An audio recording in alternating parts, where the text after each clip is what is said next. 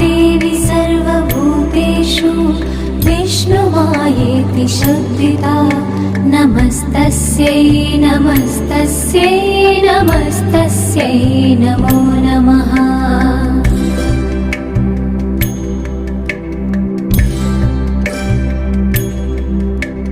या देवी सर्वभूतेषु चेतनेत्यभिधीयते नमस्तस्यै नमस्तस्यै नमस्तस्यै नमो नमः।